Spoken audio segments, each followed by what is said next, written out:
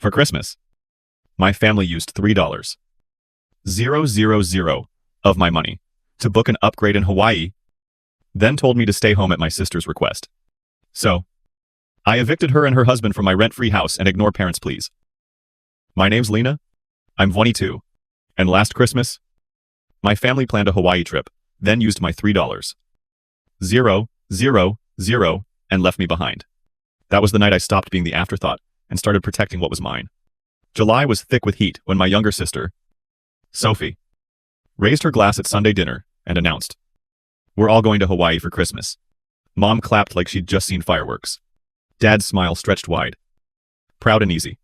Then Sophie turned to me with that practiced, sugary smile she saves for moments when she wants the room to applaud her generosity. "Lena," she said, voice lilting, "can you afford it? Or should I help you out? Not big sister, she's younger than me. Just Sophie." Offering help like a spotlight and expecting me to be grateful for standing in it. $3,000 per person, more than all my savings at the time. I felt the sting in my chest and answered anyway. "Steady, I'll manage." I would have rather skipped meals than accept a handout I knew would come with a speech and a photo for her highlight reel. Sophie shrugged, as if my answer barely registered. "Anyway, the restaurant is doing amazing. We just hired a chef from Italy." Mom glowed. She always glows for Sophie. "You're so entrepreneurial." "Dear," she said to Sophie. Not me, then glanced my way. "Lena, you should really take notes." It was light on the surface and heavy underneath. Exactly how she meant it. Nothing had changed since we were kids. Sophie was still the golden child. I was still background noise. For as long as I remember, that's how the spotlight moved in our home. When Sophie forgot her clarinet for band, Dad would drive 40 minutes to bring it with a pat on the shoulder. When I got an A in advanced statistics, Mom would nod while checking the oven timer. I learned to stop trying to earn a kind of attention that was never on offer. Thank God for Grandpa Arthur. He saw me without asking me to become someone else first. While my parents drove across state lines to bring Sophie a little spending money at college, just $200 every weekend. Sweetheart. So you don't have to stress. I learned to play poker with Grandpa using M&Ms as chips. Reds were quarters. Greens were dollars. Yellows were wild cards. He invented on the fly. He'd say, "You don't fold because you're scared. You fold because the numbers say it's right." Those afternoons were my sanctuary. The house smelled like furniture polish and orange peel. His leather chair squeaked when he laughed. When Grandpa died during my freshman year, the will reading rewired the family. Sophie got $300. 000 to support her business aspirations. I got his house. Sophie laughed right there at the table. Lena got the old house. That's hilarious. She tapped the armrest of Grandpa's chair like it was a prop in a joke. Everyone else understood. Maybe you can sell it and buy yourself something nice. Within months, Sophie and her husband, Mark, opened their Italian restaurant. The local paper did a glowing feature, full-page photos, a headline about young owners revitalizing downtown. Mom cut it out, framed it, and hung it in the kitchen like a shrine. Meanwhile, I was figuring out what to do with my inheritance. Keep the house, rent it, fix it up in pieces between classes and shifts. I was a full-time student working late nights at the library to cover what scholarships didn't. At the next family dinner, Sophie cornered me by the sink. "Since you're at college, most of the year," she said, gentle as a sales pitch. "Mark and I could really use the extra space. You're not going to charge rent to your own sister. That would be ridiculous." It wasn't a question. Mom stepped in from the doorway. Perfectly timed. Family helps family. Dad nodded. Eyes on his plate. I stayed quiet. I always did. They moved in within 2 weeks. Grandpa's leather chair vanished, replaced by a sharp-edged modern piece that looked like it would punish you for trying to relax. His fishing photos came down, replaced by framed restaurant reviews. The house didn't sound like Grandpa anymore. It echoed, still. I told myself it was temporary. I started a spreadsheet with 2 columns, school and house. In school, I logged hours worked and textbooks bought. In house, I listed repairs I wanted to make one day: new gutters, a coat of paint for the porch, a proper seal on the drafty window in the guest room. I should have known that in our family, temporary always stretches for the benefit of the golden child. July turned to August, then to fall midterms.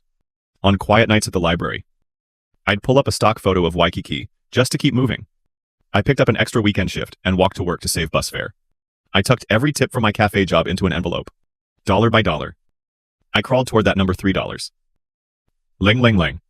Incident 1, money and a promise. I kept a screenshot of the family group text where Sophie wrote, "We need Lena to confirm first, so we can lock the group price. I wired the money the minute she sent the account details. $3. 000. Gone out of my bank at 0314 a.m. on a Tuesday. I pinned the confirmation email and labeled it important. Seeing my balance afterward made my stomach drop. But the excitement carried me past the fear. I bought a one-piece on clearance. I borrowed a suitcase from my roommate, Kira, who held it up and joked, "If you don't bring me back a volcano keychain, we're over." I laughed because I finally felt included. Incident 2. The double standard around help. A week before finals. I came home to swap laundry and found Sophie and Mom in the living room measuring space for another framed article. The paper did a follow-up, Mom beamed. They said the restaurant hired additional staff. See, she leads. When I mentioned a small plumbing issue in the upstairs bathroom, Sophie waved it off. We'll handle it after the holiday rush. Mark glanced up from his phone. We spent like $180 on new wine glasses this week. Babe, he said, spent like invested. I thought of my own budget, where $18 meant skipping coffee all week. Incident 3. The quote that tells the whole story. In early December, Mom and Dad stopped by with a basket of pastries from Sophie's bakery counter. Your sister worked so hard? Mom said, setting the buns on the counter, like offerings. You should learn from her hustle. I held up my library shift schedule. I'm working double this month. Dad patted my shoulder. That's the spirit. Then he said to Mom, like I wasn't there, remember, we'll swing by Friday with $200 for Sophie so she can cover the holiday orders. The same $200 they used to drive across state lines to deliver when she was in college. I watched the ceiling and counted to 5. Old habit. December 23rd. Arrived with thin sunlight and air that smelled like snow. I pulled into my parents' driveway, buzzing. Suitcase in the trunk. Swimsuit folded on top like a promise. The kitchen was crowded with lists and luggage. Sophie stood by the counter, phone in hand. Lash perfect. She didn't look at me when she spoke. Quick update, she said. The restaurant hit a rough patch this month. We've all discussed it. And we think it's best if you sit this one out. The money you sent will help cover our expenses. The words didn't make sense at first, like she was reading the wrong script. I looked at Mom and Dad. They didn't meet my eyes. I paid my share. I said slowly, $3,000. Saying it out loud made it heavy in my mouth. Mom set down her pen. Family helps family. Sophie and Mark are struggling.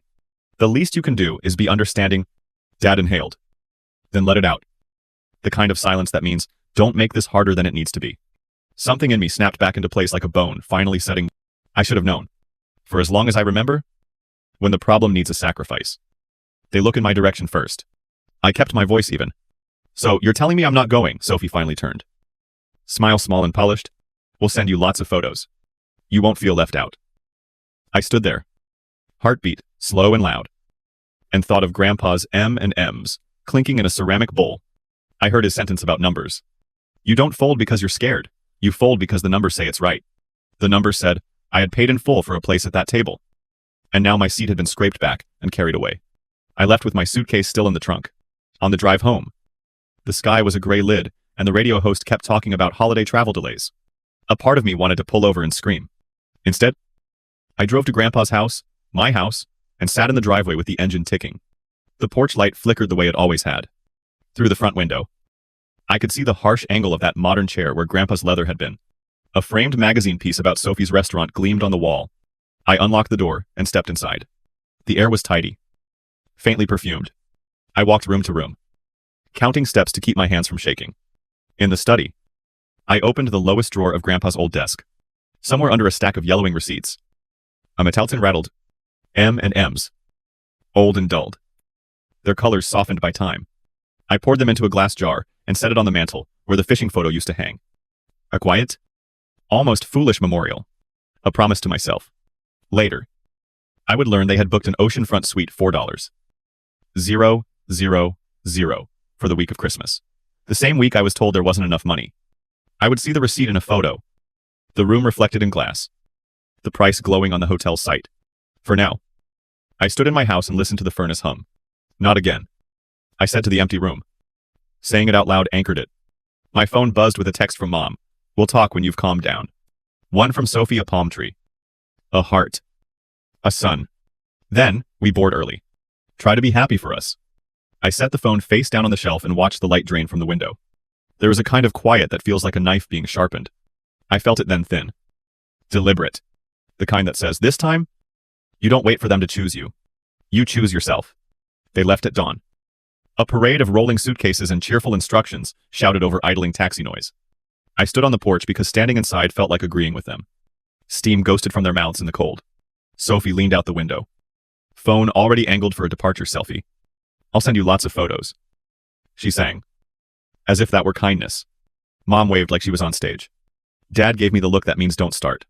The cab turned the corner. Their laughter thinned into winter air and was gone. The second the street fell quiet, I locked my parents' door, got in my car, and drove straight to my house. Not their house. Mine. I didn't turn on the radio. The silence had edges that kept me from backtracking. Frost traced the windshield corners. My hands stuck to the steering wheel through my gloves. I parked, breathed once, and let the decision settle like a weight I finally chose to carry.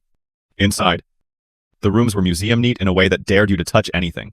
Sophie's citrus candles lined the mantel. Labels turned out 3 millimeters apart like soldiers. Mark's shoes were stacked by size near the door. Si-spare like a display in a boutique. I walked room to room counting my steps. A trick for steady hands bedroom. Hallway. Living room with the angular chair that had replaced Grandpa's leather. The study where dust made straight lines on the desk. The house looked like it was staged for someone else's life. I pulled a flattened box from the hall closet. Then another. Then the tape gun. Permanent marker. And a roll of plastic wrap. The first strip of tape screamed in the quiet and then settled. I wrote labels in block letters that didn't shake. Bedroom S. Bedroom M. Kitchen. Office. Bath. I told myself this wasn't revenge, it was inventory. I folded shirts carefully, arms in. One smooth line down the center, because chaos would not be the point anybody got to make about me. I wrapped glassware in dish towels. Stacked, framed articles face to face so the glass wouldn't scratch. Slid cutlery into zipped bags. Taped the bags to the inside of boxes so nothing rattled. Each time I sealed a box, I dropped one M and M into the glass jar I'd set on the mantel. Read for action taken. The sound small, bright, kept me moving. When anger swelled, I looked at the jar and thought of Grandpa saying, "Count what matters." By mid-morning, the hallway was a canyon of cardboard. I called a moving company. The dispatcher said, "We're slammed." In that holiday voice, "That means no. I can pay triple," I said. The room felt suddenly larger after I said it. "A pause. We can do late morning," she said. 2 movers. "Where are the items going?" I gave my parents' address. "Everything is labeled," I said. "Everything belongs to Sophie and Mark." Waiting is the hardest part of a decision. I filled it with small, useful tasks. I rolled up the rug Sophie bought last spring to expose the worn boards I knew by heart. A nail glinted where Grandpa's coffee table used to sit. I left it. I wanted the house to remember itself. In the kitchen drawer where Grandpa kept rubber bands, I found a pale green folder, the deed in my name, the latest property tax bill, and his note in crooked pen from the day he signed the will. For Lena, who counts things that matter. I set the folder by the jar like a compass. The movers arrived in a truck with a dented fender and a peppermint tree swaying from the mirror. 2 young guys. Hoodies. Work gloves. Polite. "Everything boxed?" the taller asked. "Except the bed frame," I said. "It's theirs too." He nodded. The tape hissed. Dollies bumped. We worked without commentary. Each time a stack rolled past the mantel, I added an M and M green for cleared space. Blue, for something that used to be mine, returning to being mine again. The jar started to show layers. At 1120 A.M. My phone buzzed with a group text. Hawaii. "Here we come." DA Sophie's photo showed the wing slicing blue. A second shot landed immediately. Mom holding a paper cup. Dad mok snoring. Sophie and Mark in mirrored sunglasses. Caption, "With my favorite people." I stared at the words until they lost shape. I turned off notifications for that thread and put the phone face down. While the movers disassembled the bed, I opened the hotel website from Sophie's earlier stories and found the floor plans. Curiosity shaped itself into focus. I zoomed in on their balcony shot. Caught a reflection of the room number in glass. Matched it to the map. Then to the pricing chart. Oceanfront suite. Sumeiren. 000 for the week of Christmas. Booked the same week. I was told there wasn't enough money. I took screenshots, pricing table, dates, the room's stock photo that matched the view in her story, and dropped them into a new folder on my phone labeled Records. I added the 0314 A.M. Transfer confirmation. The text, where Sophie told the family I needed to confirm first to lock the group price. No commentary. Just the pieces. At noon, Mom called. I let it ring nearly out before swiping. I hope you're not making a scene, she said in that stretched sweetness that comes out when she's already decided you're wrong. Airport announcements murmured behind her. We don't need this right now. What exactly is this, I asked. And watched a mover carry a box labeled bedroom S past the mantel. Whatever you're planning. Your sister has a lot on her plate. The restaurant is doing well enough to hire a chef from Italy and book a December vacation for 4. I said evenly. We're a family, she said. Like the word solves math. Sometimes someone has to be flexible. I was flexible. I said. I walked to work in the snow. I sent $3,000 in the middle of the night so you could lock the group price. Silence. Then, we'll sort it out when we're back. Try to relax. Don't, Steph. She hung up before I could answer. I added a yellow M&M for the moment. I didn't let someone else define reasonable and by 1:30. The house echoed. The modern chair stood alone in the living room like a smirk. Take it too, I said, surprising myself. The taller mover grinned. Gladly. When the last box slid shut on the truck, I paid the holiday rate and added a tip. Where to, he asked. I gave my parents' address and wrote my mother's name on the line for delivery signature. He paused, a flicker in his eyes, then nodded. We'll get it done. When they pulled away, peppermint scent lingering like a ribbon. I laid out the new lock sets I'd bought months ago and kept in a closet because I'd been waiting for the right time. I watched a 2-minute tutorial, lined up parts on a towel, and replaced the front knob, the deadbolt, the back door, the basement. The basement fought but clicked eventually with the precise satisfaction of a number finally adding up. I looped the old keys into a plastic bag, labeled it retired, and set it in the bottom drawer. Some histories you keep. Not to use, but to remember what changed. At 3, a string of sunset photos began to hit my muted group chat anyway, because other family members started sharing them lay garlands. Balm, silhouettes. The ocean shining, like it had been ironed. Sophie posted an overlay. Oceanfront dreams couldn't resist the upgrade. The word snagged upgrade. It fit neatly into the narrative they preferred. Good taste. Deserved treat. Life. As a series of rewards for being themselves. I added a green M&M without looking away from the screen. The property manager replied to my morning email. Couple interested Nina and Daniel teachers. Strong references. Want to start January 3? Screening attached. I read the forms. Checked boxes. Typed back. Approved. Draft lease for Jan 3 start. Key handoff at 10 a.m. Works. My hands stopped trembling for the first time all day. A plan isn't just a list. It's a bridge you build under your own feet. The house had its own kind of quiet in late afternoon. The kind that sounds like a furnace hum and floorboards settling, and your own breath deciding to trust you. I made tea that I didn't immediately forget to drink. I walked into the room where Sophie and Mark had slept, and found a lone hair tie under the baseboard heater. Dusty and pink. I dropped it in the trash with a sense of ceremony that surprised me. By evening, more messages piled up. How dare you lock us out from Sophie? We trusted you. A separate thread from Mom, I can't believe you'd do this. You will regret it. Mark tried a tone I think he uses on suppliers. Let's be practical. Which slid, sentence by sentence, into pressure, meant to make me back down. I didn't answer. I wrote one email instead. Subject line, house, copied Sophie and Mark. TT'd my parents. As of today, I typed, the locks have been changed. Your belongings were delivered to Mom and Dad's address this afternoon. Delivery receipt with signature attached. The property at address is my legal home per deed, and will copies attached. There is no rental agreement between us. Starting January 3, the house will be leased to new tenants. Please direct all property-related communication to this email. I won't discuss it over text. I hope your return trip is safe. Not pleasant. Not cruel. Clear. I hit send and waited for the whoosh.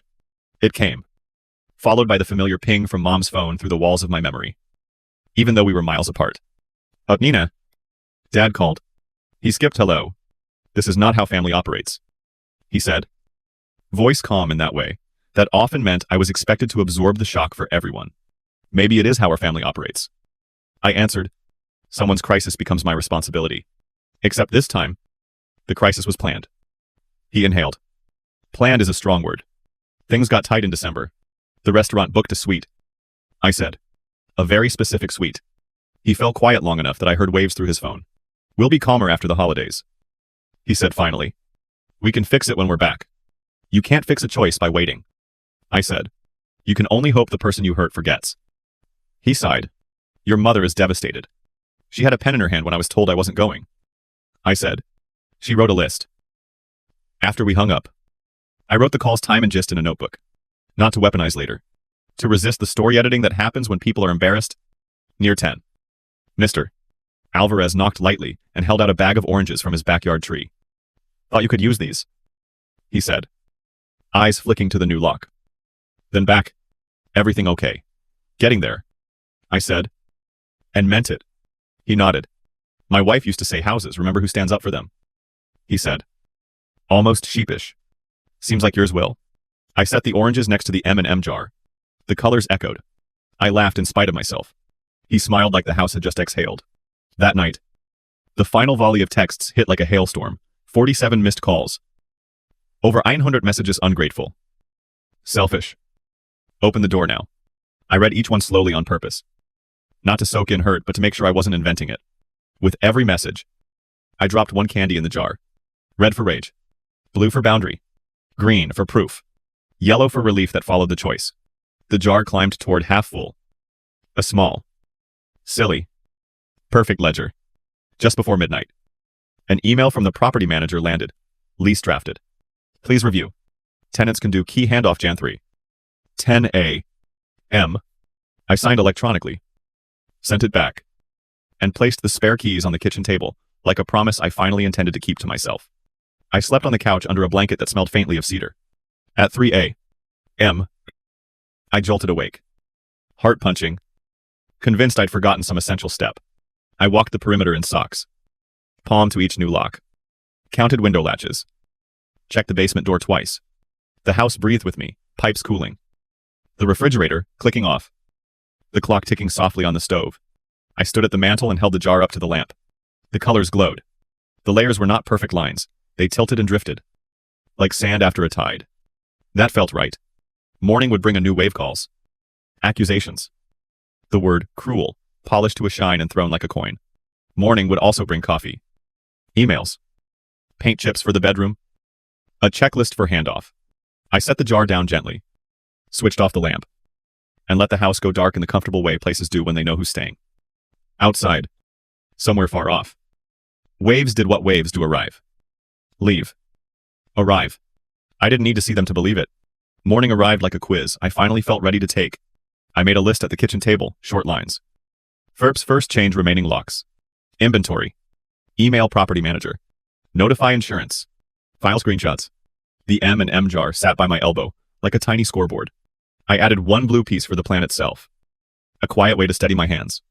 I started with tasks that only look big when you keep postponing them. Utilities first. I called gas, water, power, internet, and had each account set fully in my name owner. Sole point of contact. No authorized occupants. We'll email confirmations. Each rep promised. Please do. I said. And meant it. When the emails landed, I slid them into the records folder on my phone and a mirrored folder on my laptop. It wasn't just proof. It was a trail back to my reasons in case anyone tried to rewrite the week for me later. Next came the locks I hadn't finished the night before. The basement deadbolt argued like it had feelings about the change. Then clicked with a patient little surrender. That sound metal finding its seat calmed me more than any speech could have. I dropped the old keys in a plastic bag. Labeled, "The bag retired," and put it in the bottom desk drawer. Some artifacts you keep not to use. But to remember why you won't. By mid-morning, calls stacked up across my screen. Mom. Then Dad. Then an unknown number that turned out to be the hotel desk, relaying Sophie's request to connect urgently. I let them roll to voicemail. Instead, I wrote the property manager, please proceed with screening. If references check out, I'm prepared to sign a 1-year lease, starting Jan 3. Key handoff 10 a.m. Works. She replied, in under 10 minutes. Great. Applicants are Nina and Daniel, both teachers. Strong references. I'll send the draft lease this evening. I stood in the living room where winter light fell in a soft rectangle and breathed the first fully level breath I'd taken since December 23. I patched small things I'd ignored. When the house wasn't really my nail holes, where framed write-ups about Sophie's restaurant had hung. A scuffed patch of baseboard near the entry. A drawer glide that caught at the halfway point. Sand. Wipe. Paint. A slow rhythm that replaced noise with proof. In the kitchen. The drawer where Grandpa kept rubber bands held the pale green folder I'd found yesterday. Deed. Tax bill. His note in that shaky pen, for Lena. Who counts things that matter? I set it beside the jar and let it steady me. At noon, My phone buzzed with a forwarded screenshot. Sophie had pushed the hotel payment confirmation to the family chat without cropping. Line items. Dates. The oceanfront suite circled like a prize, $4. Ling ling ling. Booked the same week I'd been told there wasn't enough money. I added it to records, with 2 taps, and dropped a green M and M into the jar. Evidence I didn't have to argue. Just show. Then the messages arrived in earnest. Sophie, why are you doing this? We needed you to be kind. A second later, a photo of a breakfast spread papaya. Mango. Tiny pastries. And the caption, trying to enjoy some peace. Mom, we raised you better. Mark, let's be practical. Slowly morphing into a pressure note, you reserve for vendors. Not family. I didn't respond. I wrote an email instead. Subject line. House. Plain sentences. Full stops. As of today. Locks have been changed. Your belongings were delivered to mom and dad's address yesterday. Attached is the receipt with signature. The property at address is my legal home, per deed, and will attached. There is no rental agreement between us. I'm leasing the house effective. Jan 3 to vetted tenants. Please direct all property-related communication to this email. I won't discuss it over text. I reread twice. Checked attachments. Hit send. Not kind or unkind. Clear. 5 minutes later, Dad called. I answered, because I wanted one honest conversation on record. He skipped hello. Lena. This is not how family operates. Maybe it is how our family operates. I said. Someone's crisis becomes my responsibility. This time the crisis was scheduled. Scheduled is too strong. Booked. Then, I said. The suite was? He went quiet. The kind of quiet that asks me to fill it with forgiveness. I didn't. We'll talk when we're back. He said finally. Don't do anything you can't undo. I'm doing the thing I should have done months ago. I said. I'm putting structure where assumption used to live. After we hung up, I wrote the time and gist in a notebook phrase for phrase. No heat. I've learned memory likes to sand the edges off the parts that don't flatter us. The notebook helps keep those edges honest. In the early afternoon, Mr. Alvarez tapped the doorframe with 2 knuckles and lifted a small bag. Oranges, he said. Back tree's generous this year. His eyes flicked to the new deadbolt and back. Everything okay? Getting there, I said. That turned out to be the truest sentence of the day. He nodded. My wife used to say houses remember who stands up for them. He offered. Half apology. Half benediction. Looks like yours will. When he left, I set the oranges beside the jar and laughed softly at the color echo. The house felt less like a set and more like a room I could breathe in. At 2:40 p.m., the property manager sent over screening PDFs, employment letters, reference contacts, credit checks. I read every page as if the future lived in the footers. It didn't disappoint. Approve. I typed back. Please, draft lease for Jan 3 start. Key handoff, 10 a.m. A minute later, she wrote. Draft tonight. I closed my eyes and let the click of that plan settle inside my ribs. By 3. Another volley from Sophie. You're locking us out after we trusted you, then? We'll reimburse you part of the trip when we get back. But you need to hand over the keys now, so we're not stranded. I read the word stranded twice. Standing in a living room that had not been mine for months. I placed a blue M and M in the jar for the boundary. I wasn't going to apologize for.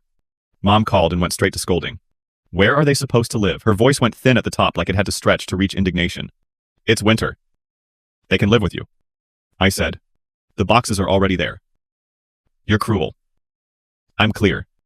I said, and surprised myself with how steady that sounded. Clarity feels like cruelty when you're used to confusion getting you what you want. Silence. Then, a sigh I'd grown up interpreting as disappointment. I didn't try to fix it. You can drown in trying to fix other people's weather. Evening came with practicalities. I photographed each room for the move-in checklist. Labeled a set of keys, tenants. Put filters and extra bulbs in a clear bin. Wrote a concise binder trash day schedule. Water shut-off valve location. Appliance manuals. Walking through with that list in my hand, transformed the house from a battlefield into a place I could hand to someone with pride. Of course, the storm on my phone didn't stop. 47 missed calls tallied up. Over 100 messages tried on every voice pleading. Guilt. Threat. Reason. I read them in order. Not to punish myself, but to honor how much work it takes to hold a line. With each, I dropped one candy into the jar, red for rage, hurled my way. Green for proof collected. Blue for boundary held. Yellow for the sliver of relief that followed. Choosing myself? The jar climbed toward half full. A silly, perfect ledger that didn't argue back. Around 9.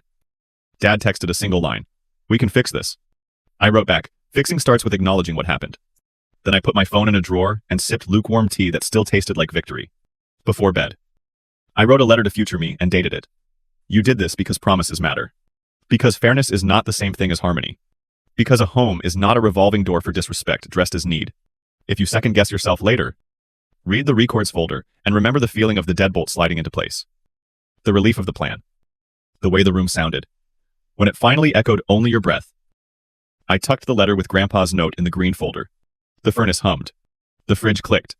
I stood at the mantel, held the jar up to the lamp, and watched the colors mingle like layers of sand after a wave. Not perfect lines. Real ones. I set the jar down and switched off the light. The house darkened the way places do when they know who's staying. Somewhere far off the ocean kept its schedule arrive. Leave. Arrive. I didn't need to see it to believe it. I'd built a schedule of my own now. Plan. Act. Document.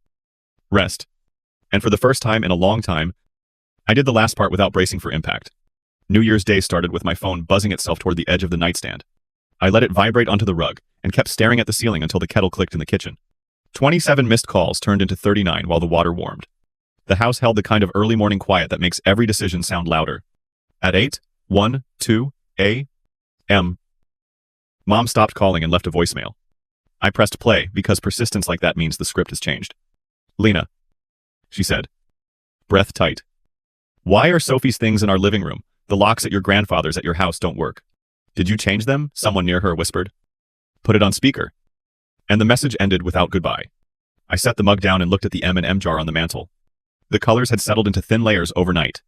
I dropped in a white one from a holiday mix I'd found at the back of a drawer. White for the new year. White for clean lines.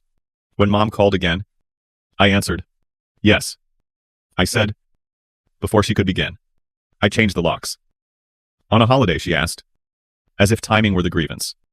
"Not the decision that forced mine." "On a day I was free?" I said. "The day after I was told I wasn't going?" She exhaled the way people do when they want you to apologize for their choices. "You made your point. Now stop this. Bring the keys." "The keys are with me," I said, "because the house is mine. Sophie's things are with you, because the house is not hers." "You're being cruel." "I'm being clear." I heard a shuffle, and then the faint click of speakerphone. Sophie's voice arrived. Bright but edged. "Lena, you changed the locks. After everything we've done for you." We snagged in my chest. "You planned a family trip?" I said. "Even. I paid my share. Then you told me to stay home and use my money to make your trip nicer." "That's not what happened," she said out of habit. "We had a business emergency." I opened the folder on my phone, labeled Records, and scrolled to the screenshots from the hotel site. "You booked an oceanfront suite?" I said. $4,000. The same week I was told there wasn't enough for me to go. "You're misunderstanding." She tried. Voice slipping a rung. Mark murmured something in the background that sounded like a warning. "That upgrade was a gift," she added. "We needed rest. Paid for with my flexibility." I said. "And with your assumption I'd swallow it like always." Mom jumped back in. "The referee who thinks declaring both sides tired will end the game. Stop keeping score," she said. "This is why we told you to wait until we got back. Emotions are high. You can't make decisions like this." "I'm not making a decision," I said. "I'm enforcing one I should have made months ago. I let people live in my house with no agreement because someone said, family helps family.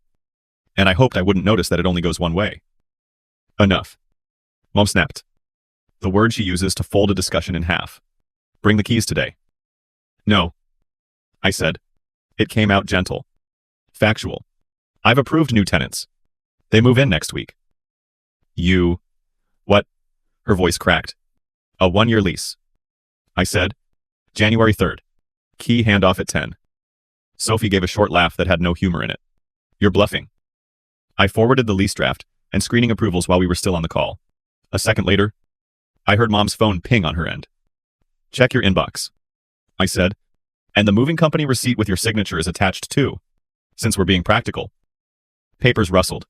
Mark's voice came through. More controlled. "We'll consult an attorney," he said. "You can't just lock out family." "You weren't living here this week," I said. "You're in Hawaii." That house is part of our family legacy, Mom said, reaching for anything that might erase the deed. Your grandfather would be horrified. My grandfather left it to me, I said. Steady. He put my name on the deed. He wrote me a note about counting things that matter. He didn't write, surrender this every time someone else is uncomfortable. And Dad spoke for the first time. Voice tired at the edges. No one's saying you can't have boundaries, he said. But this is extreme. What would reasonable look like to you, I asked. Pay for your trip. Then unlock the door so you don't have to feel anything when you get home. Don't be spiteful, he said softly. I'm not, I said. I'm making sure the consequences of your choices don't land only on me. There was a muted conference away from the phone. When the line cleared, Mom tried a new angle. Where are Sophie and Mark supposed to live, she asked. As if the question had only one compassionate answer. It's winter. They can live with you, I said. Their boxes are already there. Sophie took back the wheel. Here's what will happen, she said. The tone she uses with suppliers who missed a delivery. You'll calm down. Bring the keys. And we'll talk when we return. We'll reimburse you part of the trip, not all. Because you didn't go but some. And you can help with January payroll by... I didn't know whether to laugh or hang up. I did neither. No, I said again. You're burning bridges, she warned. Think about weddings. Holidays. Kids. Do you want to be the person who can't forgive a misunderstanding? Stop calling it a misunderstanding, I said. Sharper than I meant to. I breathed. You made a plan. You excluded me. You used my money. Then you acted like the hurt belonged to me for noticing. I'm not angry you wanted a view of the ocean. I'm angry you built that view from my life. That landed. Silence opened wide. When Sophie spoke again, the brightness was gone. If you were going to be dramatic, she said. Smaller. You should have said no to the trip in the first place. I did. I said. I said I'd manage. I didn't say I'd vanish. Dad tried once more. We can fix this, he said. Come to dinner next week. We'll talk it through. Talking it through starts with returning what you took, I said, and admitting that what you call kindness has strings thick enough to block the sun. I'm not coming to dinner. If you need to reach me about the property, email is best. Cowardly, Sophie said. Too fast. Healthy, I said, and ended the call. The quiet afterward felt bigger than the room. I cracked a window an inch and let the cold smooth down the heat in my face. Outside, a jogger passed. Cheeks bright. A dog's collar chiming in quick time.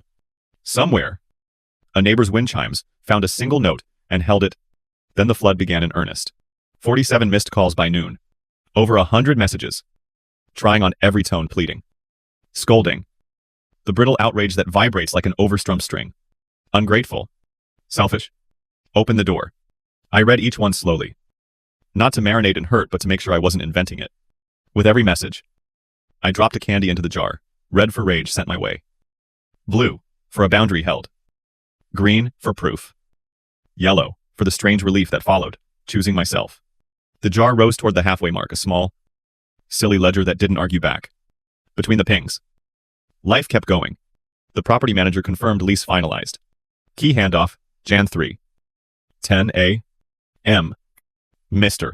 Alvarez left a bag of rock salt on my porch for the steps. He rang once and waved from the sidewalk. Watch that front tile, he called. It's slick when it's cold. I called back that I'd replace it tomorrow. He gave a thumbs up that somehow blessed the whole plan. In the afternoon, I drove by my parents' place because it felt unreal not to see the boxes with my own eyes. I parked 2 streets over and walked the long way.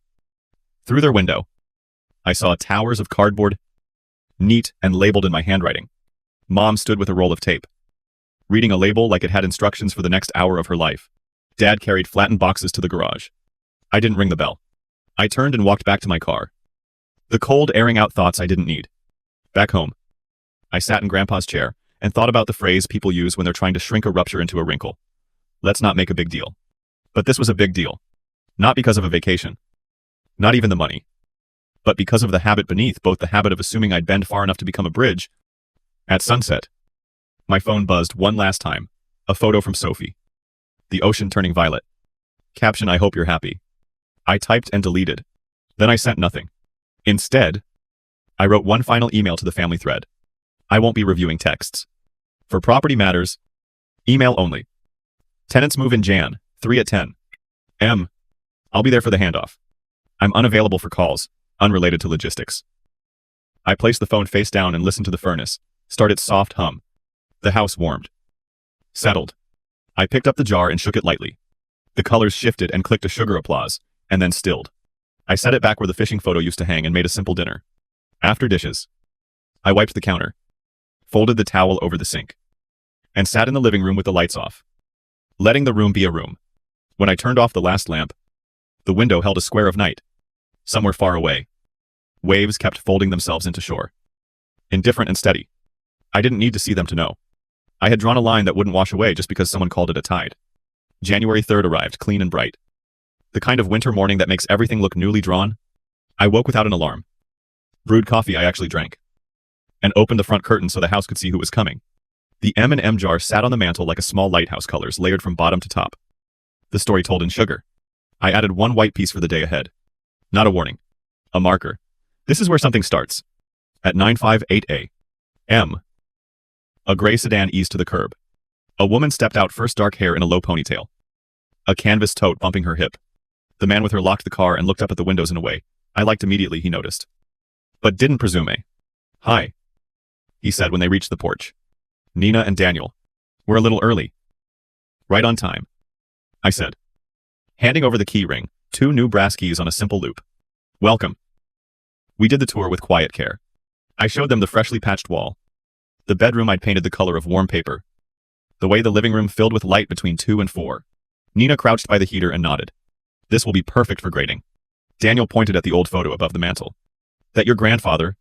Yes, I said. Arthur. He looks kind, he said. And the simple truth inside that line hit me in a tender place. He was. We signed the lease at the kitchen table. The property manager slid pages across like a dealer at a calm game. Initial here. Sign here. Asterisk, asterisk. They handed over the deposit. Asterisk, asterisk. And I wrote them a receipt with the same steady pen I'd used on the lease. Laying the receipt book down felt different from laying myself down. It felt like structure. At the end, Nina touched the contract's edge. We'll take good care of this place. She wasn't performing. She was making a promise. After they left, the house fell into a new kind of quiet. Not empty. Not waiting. Calm. I asterisk. Asterisk sat in Grandpa's chair. Asterisk, asterisk, and watched the street a minute longer than necessary. At 1023. My phone chimed. An email from Mom's subject talk landed like a small snowdrift. We're back. She wrote. Come for dinner tonight. We need to discuss what you've done. The old script and new clothes. I replied with the sentence I'd written for myself. Weeks earlier, I won't be attending. If you have logistical questions about the property, please email. For anything else, I need time. Send. Ring off. That night, I made a simple soup the way Grandpa used to, on long January evenings, onions softening, carrots leaning sweet, potatoes finding their place. The smell took the last trace of someone else's lemon candles and set it gently outside. While it simmered, I poured the jar onto a plate and sorted the candies into small piles. Anger, proof, boundaries, relief, beginnings. I didn't eat them. I just looked at the colors and thought, these are my months. Accounted for. The next day, Sophie called from an unknown number. I let it go to voicemail. Then listened. Her tone was thinner than usual. The brightness turned down. You've hurt Mom, she said. You've complicated things that didn't have to be complicated. We'll figure out the money somehow. But what you've done to the family dynamic will take longer. She didn't ask how I was. She didn't say sorry. I saved the message anyway, not to replay in anger, but to remember why I'd stopped confusing harmony with fairness. The first week with tenants moved like water over stones. Nina and Daniel texted small questions. Trash pickup schedule. Whether the basement outlet next to the washer was GFCI. They put potted plants on the porch, little green flags of domestic faith. In the evenings, lights glowed in rooms that had felt unkind for too long. I walked by once. Slow. To the way you pass a garden you've weeded and finally let be. No one owned my time on those walks. The thought felt both ordinary and luxurious. On the 15th, rent cleared into my account, exactly as agreed. I sat with my notebook and did the math that moves you forward, taxes aside. A bit to maintenance. The rest to savings. The number in the margin wasn't dramatic. It was steady. I was learning steady beats dramatic most days. At school, I registered for a spring seminar I'd hesitated over because of cost. I bought the required textbook instead of hunting the used bin with a flashlight app. I found a secondhand coat that didn't shed buttons, and laughed out loud when the zipper slid without catching. I even brought home a small jade plant for the kitchen window. I almost named it Arthur, and then told myself not to be ridiculous. But I watered it with the same attention I once used to refill Grandpa's glass without being asked. News moves through families like weather fronts. You feel it even when you don't look. In February, a high school friend messaged out of nowhere. Hey. Saw the restaurant is closed for renovations. Everything okay? I hadn't asked. I hadn't snooped. Still. There it was. By March, renovations turned into restructuring. The word people use when the math has already rendered its verdict. By April, the same paper that once ran Sophie's glossy feature posted a short item under business notes. Local eatery shuts its doors. 2 days later, Mom called and left a voicemail. They're staying with us for now. She said, your father is worried. I am tired. She didn't mention Hawaii. She didn't mention Trey. Ling ling ling. Weather? Not choices. Spring brought small wins. I aced the seminar. I slept. I went 3 days in a row without wondering if I'd been too harsh. When the thought did arrive, it came like an old tune you can hum without needing to perform. I kept my fence the way you keep a garden fence, not to keep out the world, but to protect what's growing from being trampled by people who won't watch their step. In May, a letter came on thick paper with my school's seal. Congratulations. I carried it to Grandpa's chair before opening it. Superstitious and grateful. I read it twice, sat very still, and let the good thing be good. Then I called Kira, and we shrieked like the floor could handle it. After, I picked one yellow M&M and finally ate it. It tasted like itself. The difference was me. Around then, Dad emailed. He never emails, he texts with stray punctuation and a thumbs up that stands in for paragraphs. Subject coffee message. Just us. Saturday. 10 I wrote. Yes. Maple Street Cafe. He was there early. Hands wrapped around a mug, like he needed its heat to make words. He did small circles. First weather. My classes. The neighbor's questionable fence, then set the mug down and said, I didn't handle that week well. He didn't look up for applause. I thought it would roll over like it always does. That wasn't fair to you. Thank you for saying that. I said. He tried your mother, and stopped. Your sister, and stopped again. She's very sure the world will adjust. He said at last. I love her. That won't change. But I see what it costs other people. He rubbed his eyebrow. I hope you'll have dinner with us soon. Not to fix anything. Just to sit. I need more time. I said. I'm not punishing anyone. I just don't know what together looks like yet. That's fair. He said. And slid an envelope across the table. It's not money. He added quickly. And we both smiled at the reflex. Inside was a photo I hadn't seen Grandpa and me at the kitchen table. Me about 8. M&Ms scattered like jewels. His hand pointed at something. My face held the moment right before understanding clicks. On the back, in Dad's block letters, count the things that matter. I tucked it into my bag and did not cry. We talked baseball after. Because you need a soft landing after a sharp turn. Summer shrugged in. I learned to patch hairline cracks in plaster. Fix the sticky guest room window. Nina and Daniel invited me to a backyard barbecue. I went for an hour. Brought potato salad.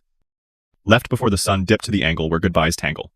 We were exactly what the lease said, and a little more people who share a roof in time. Not obligation. It was enough. Late August. Sophie texted from the sidewalk. Here. Can we talk? I looked through the lace curtain and felt my stomach do the slow step of old routines. She wore a dress I'd seen in too many photos. Hair flawless, even in heat. I stepped onto the porch and closed the door behind me, keeping my shoulder against it like a gentle hinge. You should have called. I said. I did. She answered. Then corrected herself. Texted. What do you need? Sophie, I asked. She glanced past me at the living room. She no longer entered. Mark and I are reevaluating, she said. We're staying with Mom and Dad for now. I wanted to apologize. The last word came out like it had edges. I waited. For how Christmas went. She said. For how I handled it. I shouldn't have treated you like an afterthought. It was almost right and still incomplete. Thank you. I said. I didn't add the words I wished for. We used your money. We planned to leave you out. We called it kindness when it suited us. Some things you wait for. Some you accept won't come. She looked at the door. Could I come in just for a minute? No. I said. Not unkindly. Not today. She blinked. Then gave a small smile that didn't reach her eyes. Okay. Maybe another time. She turned. Then back again. Mom's making lasagna on Sunday. No speeches, she promised. I counted porch boards, the way I used to count to 5 for patience. I'll think about it, I said and meant it. Thinking is the point, not the trap. After she left, I leaned against the closed door. The house felt like an ally. The M&M jar was almost empty. I poured the last pieces into my hand, 1 red, 1 blue, 3 yellow, a single green. I put the green back and ate the others, one at a time, like commas. Then I washed the jar and set it to dry. Objects can mean things without carrying the whole weight forever. Fall slid in with early sunsets and leaves, skating the sidewalk. I kept my distance from the family thread and answered practical questions quickly when they came trash day calendar. Where the spare air filters were. A copy of Grandpa's will for a cousin compiling family papers. When guilt arrived, as it still did some evenings, I didn't swat it away. I let it sit, make its case, and leave on its own when it ran out of words. On the anniversary of the Hawaii announcement, I wrote a small list and laughed at myself for keeping track. 1 year without letting someone else's emergency define your week. 1 year of paying the water bill on time without feeling like it's a miracle. 1 year of sleeping in a house that tells the truth. When you walk in, you either like it or you change it. 1 year of not folding, just because the room expects it. I folded the note and tucked it under the clean glass of the jar, a new tradition with fewer calories and more staying power. In December, snow arrived like a dancer late to the stage, apologetic and dramatic. I salted the steps the way Mr. Alvarez showed me. He waved from across the street, a paper bag of something warm in his hand. For you, he said. Pan dulce. No arguing. That night, Nina texted a photo of their first tree in the living room, small. Sincere. Light's a bit crooked. Thanks for making space for our life. She wrote. I replied. Thanks for bringing light to the windows. Later, I sat in *** Grandpa's chair, *** with the note he'd left me. For Lena, who counts things that matter, and traced the pen grooves with my finger. I thought about what counts. Now quiet. Respect. Money that adds. Instead of vanishing. Keys that fit because I chose where they go. Apologies that arrive without rewriting history. Peace that doesn't require me to disappear. Sometimes I still wonder if we'll reconcile in full. If Mom will look at me across a table and see the person I became without asking me to justify her story. Sometimes I picture Sophie on a different porch somewhere, learning to ask in a way that isn't a command, wearing a friendly coat. Those are future chapters. For now I have this one, a house with a memory. A life that moves forward. And a jar clean, waiting for whatever I decide to count next. I turned off the lamp and let the room go gentle dark. Not as a flourish just because night had come. Somewhere far off. Waves did what waves always do. Arrive. Leave. Arrive. I don't need to see them to believe they're there. And I don't need anyone's understanding to believe that stepping away from someone else's table wasn't a crisis. It was a choice. Quiet and steady. The kind you keep. Story 2. I wish you'd never been born. Even your birth ruined my life. That's what my mom said right in front of the guests. Right under the string lights and flowered arch, where my sister had just said, I do. And my brother. He laughed loud enough for the entire table to turn. My name is Rachel. And from wherever you're watching this, remain with me. Have you ever realized in a single moment that your family never saw you as human? I refrained from crying. I didn't scream. I just set my champagne down, pushed back my chair, and walked out of the wedding like I was walking out of a fire. Computer controlled. But burning inside. They didn't call after me. Not my mom, not my sister, and her designer gown. Not even my dad who used to tuck me in after nightmares. No one cared. I walked straight down the gravel driveway in heels, my satin dress catching on thorns, my breath shaking. And when I reached the gate, I turned around just once, and I promised myself they will never see me crawl again. That night, while they danced and toasted to the perfect daughter, I packed up my life. I erased myself from family group chats, deleted photos, blocked numbers. The silence felt better than the noise ever did. And then at 3:17 a.m., my phone buzzed. It was an unknown number. I almost didn't answer, but something in me said pick up. A trembling voice whispered, Rachel, please tell me this isn't true. Did you really? I didn't let her finish. I said 4 words. Look at the homepage. I hung up after that. And in that instant, halfway between anger and heartache, I grinned, since nothing could stop what I had started. Now that it was in motion, the world would find out who the true failure was tomorrow. As well as my mom. Never again would she smirk. I was merely a mistake to her. However, I was going to make headlines for the rest of the world. You don't learn to plot retaliation growing up. You You pray that your mother will love you as much as she loves your siblings. I hope you stay quiet and clean the house if you receive straight A's. She will no longer regard you as a discoloration. She is unable to wash out. Denise. My mother. Loved looks. Her entire world was carefully planned. Like her picture-perfect living room on Pinterest, where nobody could sit. Or the breathless, fake laugh she made at church. In private, however, I was the family's letdown. She never forgives herself for the accident. At 19, I became pregnant. By themselves. Horrified. She was being wild while working double shifts at a diner and telling everyone who would listen that I was off somewhere. She threw my brother Chris a welcome home barbecue after he was released from probation after he was found guilty of DUI at the age of 22.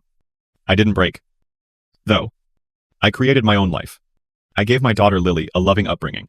I earned a degree in data analytics. Took night classes. And got a job at a Fortune 500 company.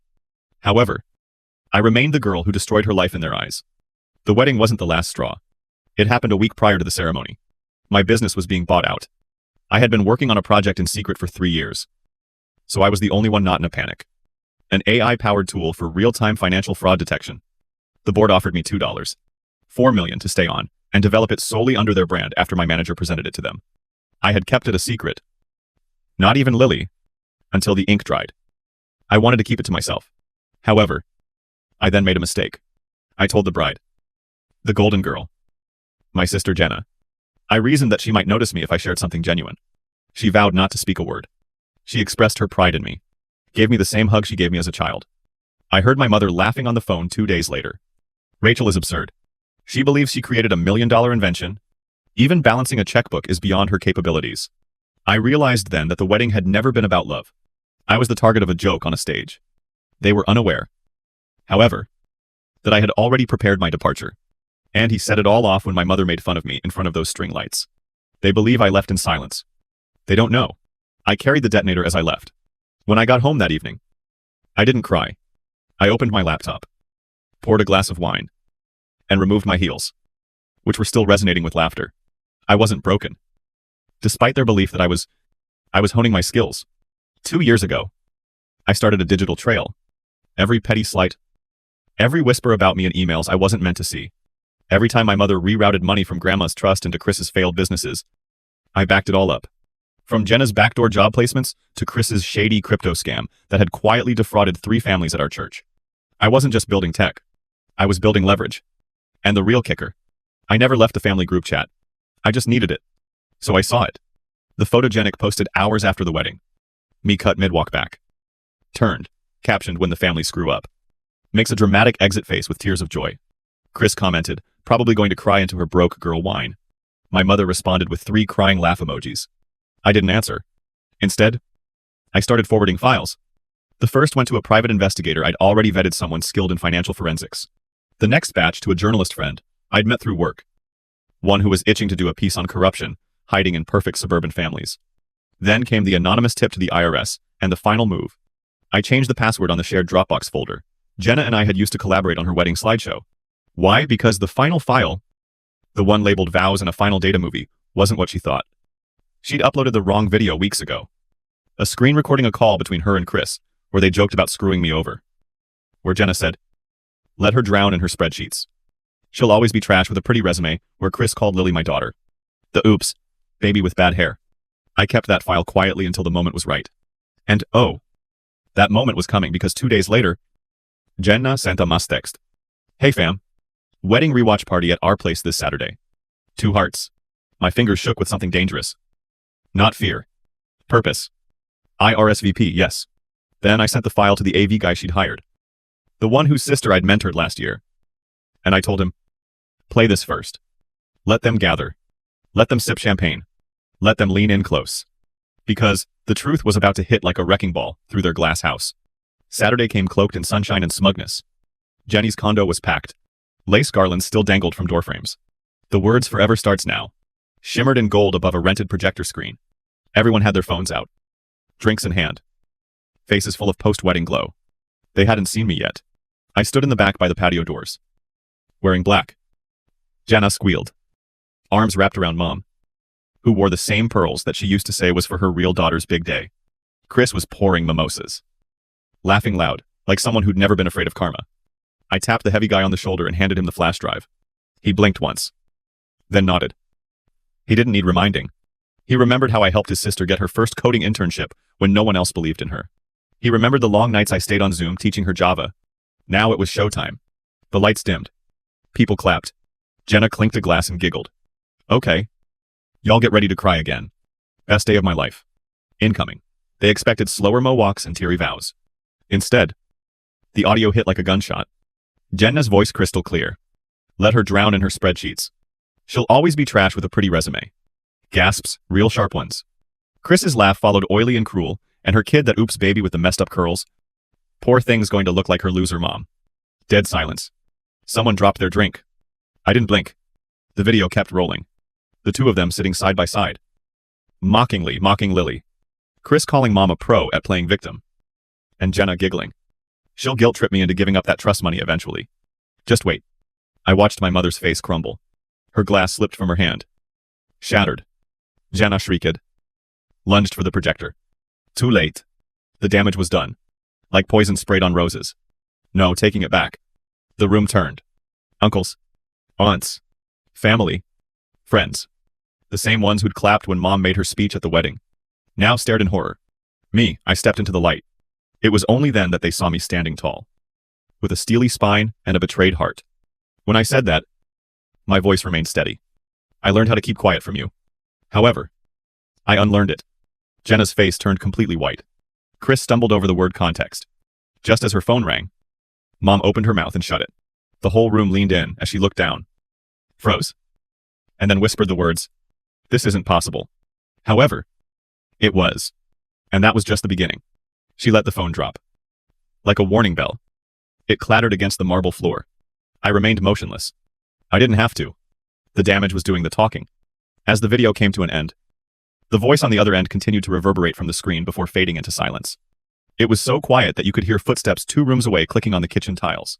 Once more, Mom's shaking fingers grasped for the phone. Her voice, which I hardly recognized, answered, thin and weak, horrified. Hi there, she fixed her gaze on mine. Has the individual spoken then? Like a slow bleed. The color left her face. No, she muttered. No. She refused. I took a small step forward to ensure that everyone could see me. Jenna was the first to stagger over to me. How on earth did you do that, Mimi? As calm as ever. I cocked my head. I simply hit the play button. Chris made an effort to enlarge his chest. We were hacked. Chris. You're careful. I said. Perhaps you should take a seat before your knees buckle. I am fully aware of the number of texts you sent Jenna while having an affair with your boss's wife. Chris's boss and his wife were present. So there was a gasp from a significant other. Mom had invited everyone. It turned out. Slowly. I turned to face her. That call. Didn't it come from Harold Gaines? She moved her lips but did not make a sound. I grinned. I suppose that what you said about his wife and your intention to deprive me of the trust my father left me did not sit well with Harold. Jenna spoke in a wild, high voice. What's the point of involving him at all since you involved my daughter in this? Sharp as glass. I said. To make yourself feel taller. You made fun of a young girl. I surveyed the space. You all chuckled. I cleaned up the family messes while you were all watching. Make the cakes. Pay for Mom's medications and drive her to her appointments. I became disposable the instant Jenna had her moment. There was a murmur from the rear. Hold on. What have faith? At that point, Mom lost it. As if her bones were giving out. She collapsed into a chair. Because the questions were starting to come now. Not for me. For her. How come you didn't tell us Amy's father abandoned her? Jenna was attempting to access it. But why? And more. I spoke softly as I leaned in. Mom. Don't worry. I retained the original. The one you didn't want anyone to see. That is. The waiter who had previously brought me the note returned to the room with an envelope in his hand as her mouth opened in horror. Mom whimpered. Jenna lunged once more. It's too late. Our father's sister, Aunt Carla, received the envelope from the waiter. Carla pulled it open. She looked over the paper. Then she said, Oh my God. Looking up, Aunt Carla's voice cracked as she read the will aloud to my daughter Emily and Grace. I leave the full ownership of the lakeside house and the adjoining lands. On her 30th birthday, she will receive all of the money in the private family account. Everyone turned to Mom after she stopped. Have you created a new? Well, Carla's voice trembled as she asked. Did you mention that there wasn't one to the others? Mom said nothing. He didn't have to because her silence was louder than any scream. The room erupted. You lied to us, Uncle Gary shouted. You let Jenna plan to sell the house. That land was always meant to stay in the family. Jenna's lips curled. Oh. Please. Nobody cared about that dump until now. And Emmy was never supposed to get anything. My hands clenched. I took a step forward. I was never supposed to get anything. Or you wanted me to believe that? Jenna scoffed. But her eyes started around like a cornered fox. You're such a victim.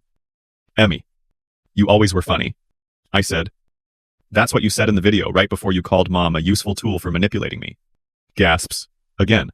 Mom shot to her feet. You recorded that. I didn't have to. I said. Your own security camera did. The one by the guest house? Jenna spun to her fiancé. You're not really believing any of this. Are you? He didn't answer. He was staring at the screen. Jaw tight. Eyes glazed, because the next clip had just started playing. Jenna standing in Mom's kitchen saying the words, "Don't worry. She's dumb. We'll guilt her into signing it all over. Like always. She just wants to feel loved. That's her weakness." And in the background, Mom's voice crystal clear. You're right. She always folds when she thinks I care. Quiet. Thick cutting. Absolutely. I looked out into the throng. You have spent your entire life protecting these individuals. Those who made you smile during dinner. When Dad passed away? Who shed fake tears. Carla then turned away. She appeared queasy. Is there another person present? Perhaps a cousin whispered. It was she who supported him while he was in the hospital. No, Jenna. Not Chris. Mom sprang at the screen, attempting to turn it off. It's too late. Everyone had had enough. Her image was ghoulish, distorted in the middle, and froze. I gazed at the space. Now everyone is watching me. You buried me under your cruelty for years. I said. Break down. Peace is what I came for. My voice cracked a little. However, poison does not breed peace. After that, I ignored them all. I didn't leave all at once. I walked steadily. A young woman who has nothing more to prove. The room buzzed like an open wound behind me. Some are crying. Others are whispering. A little yelling. The anger and disbelief in my mother's voice caused it to rise and crack. But I could no longer bear it. My face was baptized by the air outside. The pure were pulled. I was able to breathe once more. Before I could even reach my car. I was being chased. Hold on. Emmy. Who is it, Carla? The sound of her heels hitting the driveway was loud. She was already extending her arms when I turned. I had no idea. I promise you. I think you're real. I said quietly. She let out a breath, as if she had been submerged. You did more than simply reveal their identities. I was reminded of your identity by you. She then gave me a tiny black folder, containing an original copy of The Well, which it seemed Mom had lost. After your father passed away? I discovered this. It was out of date. She said.